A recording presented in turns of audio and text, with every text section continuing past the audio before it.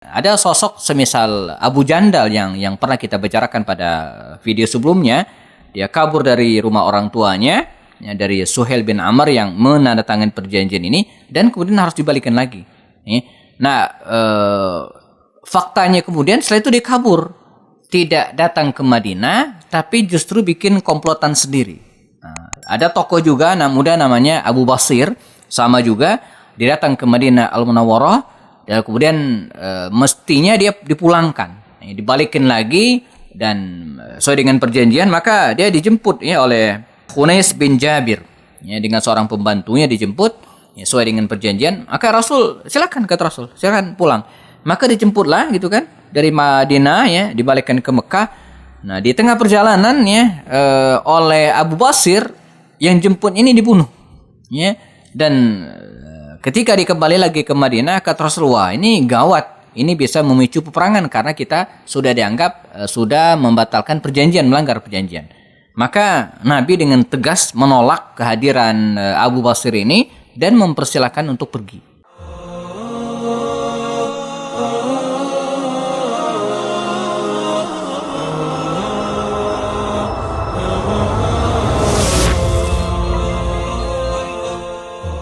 Assalamualaikum warahmatullahi wabarakatuh. Alhamdulillah.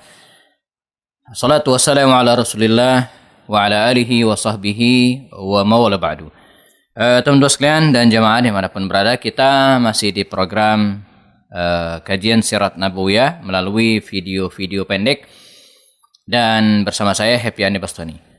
Kita akan bahas Al-Bunut, ya. Jadi telaah atas perjanjian Hudaybiyah, poin-poin perjanjian Hudaybiyah dan apa yang terjadi setelahnya, ya. Nah, sekilas perjanjian Hudaybiyah antara Rasulullah dan kafir Quraisy, ya, dalam hal ini diwakili oleh Suhail bin Amr, ya, sepertinya memojokkan kaum muslimin, dan sebagian besar sahabat Nabi tidak menerima, ya. Kita bedah satu-satu. Yang pertama, ya, kaum muslimin, ya, menunda umroh tahun depan. Nah, tahun berikutnya maksudnya. Nah, ini sekilas merugikan kaum muslimin, mereka yang sudah datang ke Hudaybiyah, ya, lalu kemudian harus pulang lagi. Tapi kalau kita lihat hikmahnya, ya, justru ini memberikan kesempatan kepada kaum muslimin, ya, untuk melakukan persiapan lebih matang lagi, dan terbukti pada tahun berikutnya mereka bisa melaksanakan umroh dengan lebih maksimal. Dihadiri oleh 2.000 orang, lebih banyak artinya, dengan tenang dan khusyuk, ya, tidak buru-buru. Demikian juga dengan poin yang kedua, ya, gencatan senjata selama 10 tahun ini juga menguntungkan kaum muslimin. Artinya pada masa gencatan senjata ini Rasulullah SAW dan kaum muslimin tidak perlu khawatir dengan ancaman-ancaman orang-orang kafir Quraisy, sehingga Rasulullah bisa melaksanakan dakwah, ya, merekrut, ya, ataupun berdakwah ke semua kalangan. Bahkan justru pada masa perjanjian ini, ya, orang-orang Quraisy Makkah, ya, banyak yang memeluk Islam. Nah, yang ketiga juga demikian, ya, pihak manapun boleh berkoalisi dengan kaum muslimin atau kafir Quraisy. Ya, ini betul-betul membuka peluang bagi kaum muslimin, ya, untuk berdakwah. Maka setelah tema ini nanti kita akan bahas surat-surat dakwah baginda Rasul ke raja-raja yang ada pada waktu itu, dikirimkan ke Raja Romawi, ya, Raja Persia, ya, Raja Oman, ya, dan Raja Habasyah, dan tidak sedikit mereka, ya, yang beriman, bahkan kalaupun tidak mereka memberikan dukungan kepada kaum muslimin. Jadi menguntungkan kaum muslimin. Nah, yang keempat, ini sekilas curang, ya, dan ini akan kita bahas. Apabila, ya, ada dari pihak Quraisy, kafir Quraisy, datang ke Muhammad SAW tanpa izin walinya, maka dia harus balikin. Dan sebaliknya, kalau ada kaum muslimin, ya, pihak Rasulullah yang datang ke Mekah itu tidak dibalikin. Sekilas curang, ya. Tapi ini menguntungkan kaum muslimin. Pertama, ya, apabila ada dari kafir Quraisy gitu kan, yang kabur lari dari walinya, dari orang tuanya kepada kaum muslimin, maka dia harus dibalikin. Artinya justru ini menjadi masalah belakangan hari. Ada sosok semisal Abu Jandal yang pernah kita bicarakan pada video sebelumnya. Dia kabur dari rumah orang tuanya, ya, dari Suhail bin Amr yang menandatangani perjanjian ini, dan kemudian harus dibalikan lagi. Ya. Nah, faktanya kemudian setelah itu dia kabur, tidak datang ke Madinah, tapi justru bikin komplotan sendiri. Nah, ada tokoh juga muda namanya Abu Basir, sama juga dia datang ke Madinah Al-Munawwarah, dan kemudian mestinya dia dipulangkan, dibalikin lagi, dan sesuai dengan perjanjian maka dia dijemput ya oleh saudaranya gitu kan, oleh saudaranya namanya dijemput oleh Khunais bin Jabir ya, dengan seorang pembantunya dijemput ya, sesuai dengan perjanjian. Maka Rasul, silakan, kata Rasul, silakan pulang.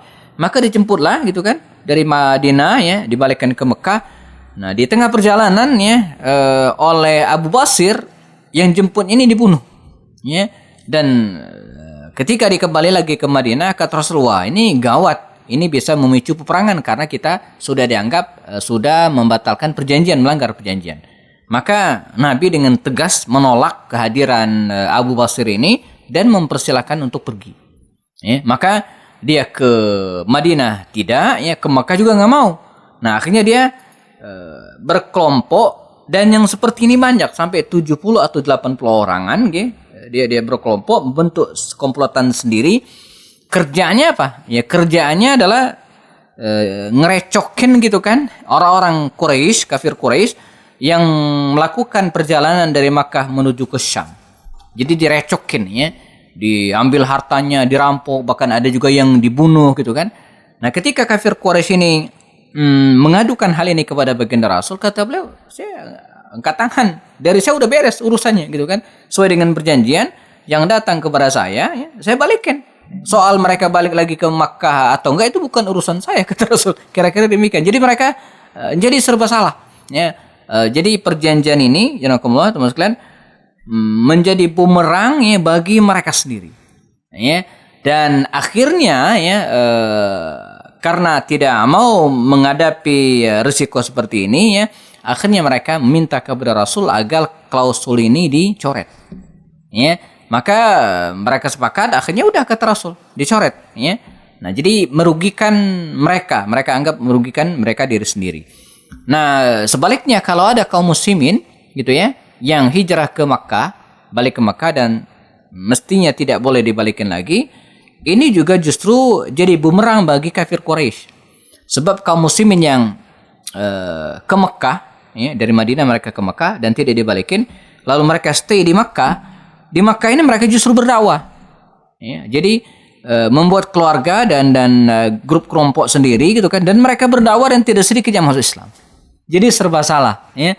Orang kaum muslimin yang dimalikin ke Madinah jadi bumerang, bikin komplotan sendiri, dan sebaliknya orang Madinah yang muslim ke Mekah, ketika mereka berada di Mekah dan tidak dibalikan lagi, justru itu menjadi masalah bagi mereka. Bahkan dalam analisa disebutkan itu menjadi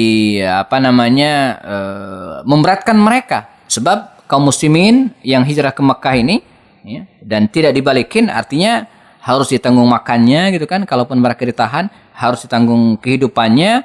Nah, sementara orang-orang yang hijrah ke Madinah ya dilepas oleh Rasul dan menjadi masalah bagi mereka sendiri. Nah, sehingga bisa disimpulkan bahwa 4 klausul perjanjian Hudaybiyah ini ya bisa disebut seluruhnya, 4-4-nya itu menguntungkan kaum muslimin, dan ini menjadi semacam bentuk kecerdasan diplomasi Rasulullah SAW. Nah, ini sisi lain dari kemampuan diplomasi Rasulullah SAW. Satu hal lagi yang mungkin bisa disampaikan, dibahas pada peristiwa ini adalah tentang keberadaan ya kaum wanita, ya, di mana ada beberapa mukminah ya, orang-orang beriman ya, yang wanita yang berada di Mekah ya, kemudian mereka hijrah ke Madinah dan mereka dituntut oleh kafir Quraisy agar mereka kembali ke Mekah. Kata Rasul tidak, sebab mereka ini tidak masuk dalam perjanjian. Tidak ada klausul dalam perjanjian. Jadi memang tidak disebutkan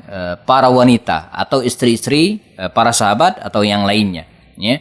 Maka turunlah firman Allah Subhanahu Wa Taala dalam surat Al-Mumtahanah yang menjelaskan tentang hal ini, dan Nabi juga bingung ya awalnya bagaimana menghadapi peristiwa ini. Maka Allah SWT berfirman, Ya ayyuhalladzina amanu idza ja'akumul mu'minatu muhajiratin famtahinuhunna.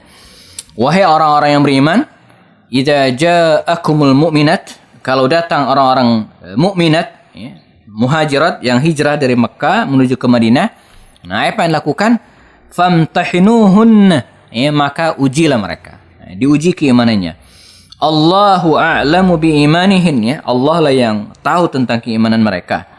Fa in alimtumuhunna mu'minatin, kalau kalian tahu, ya, orang-orang itu, para wanita yang hijrah itu mu'minatin, beriman, fala tarji'uhunna ilal kuffar, tidak boleh dibalikin ke orang-orang kafir lagi.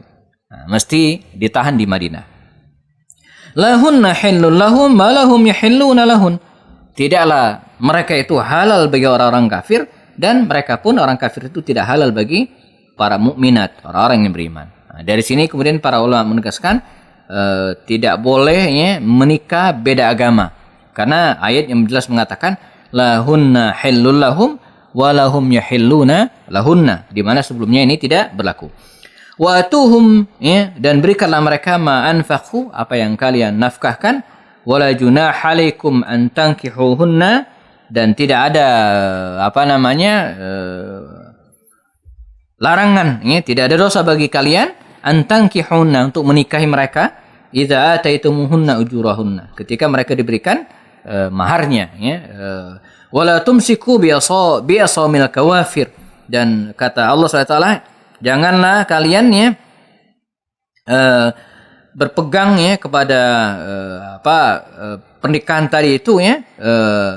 Was'alu ma anfaqu, dan mintalah, ya, apa-apa yang telah diberikan, wal yas'alu ma anfaqu, ya. Was'alu ma anfaqtum, mintalah apa-apa yang dinafkahkan, wal yas'alu ma anfaqu, dan mereka juga boleh meminta apa-apa yang mereka berikan. Nah, surat Al-Mumtahanah ayat 10 ini berkenaan dengan orang-orang beriman, ya, dari kalangan wanita muslimat yang dimana mereka hijrah dari Makkah ke Madinah, ya, dan menjadi dilema tersendiri. Maka berdasarkan ayat ini Allah SWT mengatakan famtahinuhunna, ya, maka ujilah mereka, ya. Di antara mereka ini ada terdapat Ummu Kulsum binti Uqbah bin Abi Mu'id, ya, seorang wanita mulia yang hijrah kepada Rasulullah SAW, ya. Dalam surat Al-Mumtahanah ayat yang terakhir, ya, Allah juga memberitahukan, ya, ya ayuhan nabi, wahai nabi, idza ja'akal mu'minat, jika datang kepadamu orang-orang mukminat, ya, yubayi'naka, ya, mereka membayatmu dengan apa mereka membayat? Alla yusyrikna billah, tidak boleh mensekutukan Allah, syai'an, ya, wala yasriqna, tidak boleh mencuri, wala yaznin, ya, tidak boleh berzina, wala yaqtulna auladahunna, tidak boleh membunuh anak-anak mereka, wala yatina bi buhtanin yaftarinahu baina aidihinna wa arjulihinna, dan mereka juga tidak boleh berbohong, gitu, ya, membuat dusta yang mereka adakan antara tangan dan kaki mereka. Kemudian mereka juga, ya, kata Allah SWT, tidak boleh, ya, yasinaka fi ma'ruf, tidak boleh bermaksiat dalam hal kebenaran. Intinya apa? Setelah mereka diuji dan betul siap, ya, membaiat baginda Rasul untuk klausul-klausul yang sudah diberikan tadinya, akhirnya mereka diterima oleh Allah SWT. Dan bagi para sahabat yang memiliki wanita yang non muslim, gitu, ya, maka diperintahkan untuk diceraikan. Ya, tersebutlah misalnya Umar bin Khattab itu menceraikan istrinya yang kafir, ya, dan belakangan, ya, mereka dinikah oleh Muawiyah, dan salah satu dinikah oleh Sofwan bin Umayyah. Nah, ini peristiwa yang terjadi pada tahun ke-6 Hijriah, di akhir tahun 6 Hijriah. Kaum muslimin pulang, ya, dan dalam perjalanan pulang dari Hudaybiyah ini Allah SWT menurunkan firman-Nya surat Al-Fath, ya, inna fatahna laka fatham mubina. Nah, sungguhnya, ya, kami telah memberikan kepadamu, ya, fathan mubina, kemenangan yang nyata. Para ulama lalu kemudian menafsirkan yang dimaksud dengan fathan mubina ini adalah Khaybar, ya, perang Khaybar. Dan ada juga yang mengatakan fathan mubina ini adalah fathu Makkah. Tapi intinya ini kabar gembira bagi Rasulullah SAW dan kaum muslimin. Hal yang sangat penting, ya, dalam masa perjanjian ini, Nabi betul-betul memanfaatkan peluang ini untuk melebarkan sayap dakwah, ya, di antaranya dengan cara menyebar surat, mengirim surat ke berbagai raja. Ya, nah, kita akan bahas ke mana saja Nabi mengirimkan surat dan bagaimana respon para raja tersebut ya, ketika mendapatkan surat dari Rasul Shallallahu Alaihi Wasallam. Kita akan bahas pada video berikutnya, insya Allah. Tetap bersama saya Happy Andi Bastoni. Assalamualaikum warahmatullahi wabarakatuh.